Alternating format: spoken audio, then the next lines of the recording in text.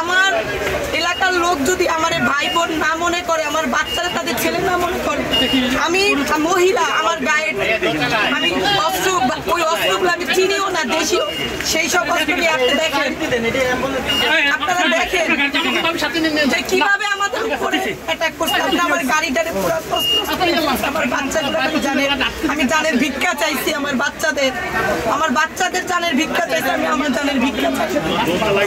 কারা করছে এগুলা? এই যে যেই স্বৈর শাসক আজকে সবার থেকে বিতাড়িত হয়েছে, প্রত্যেকটা জেলার থেকে, কিন্তু আজকে আমার নিজ জেলায় আমি আজকে প্রতিহিংসার শিকার। আমি আপনাদের কাছে বিচার দিলাম, আমার কি অন্যায়?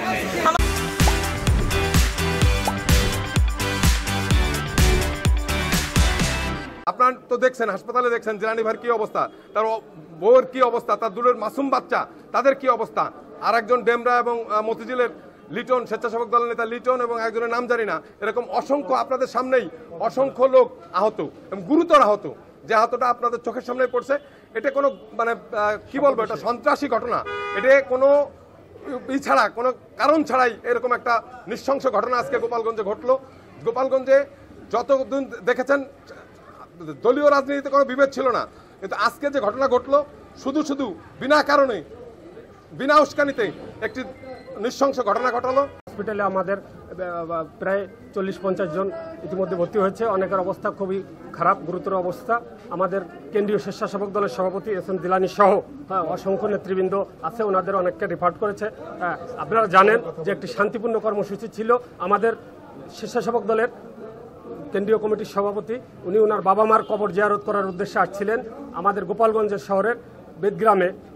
পথসভা করার পরে আমরা যখন টুঙ্গিপাড়ার উদ্দেশ্যে রওনা করছিলাম, ঠিক কিছু সন্ত্রাসী, চিহ্নিত সন্ত্রাসী, যাকে আমরা অনেককেই আমরা চিনতে পেরেছি, তারা অতর্কিতভাবে হামলা করে, যেটা অপ্রত্যাশিত। গোপালগঞ্জ একটি শান্তিপূর্ণ শহর, আমরা সকলে মিলেমিশে এখানে রাজনীতি করতাম, কিন্তু আজকে যে দৃষ্টান্ত স্থাপন করলো, এখন থেকে গোপালগঞ্জে আমার মনে হয় না যে শান্তি থাকবে।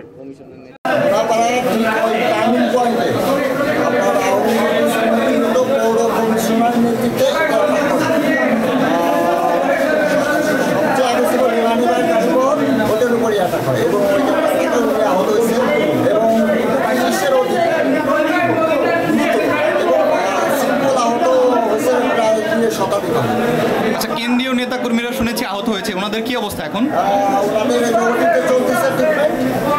এরপর ঢাকা শিফট করার চেষ্টা করতেছিলাম। এখানে আমাদের ডাক্তার কোনো সহযোগিতা করে নাই।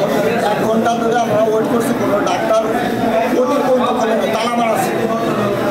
অনেক হই উল্লার করার পর তারপরে তুলছি। এখন ন্যূনতম ট্রিটমেন্টটা দিয়ে আমরা ঢাকায় শিফট করতেছিলাম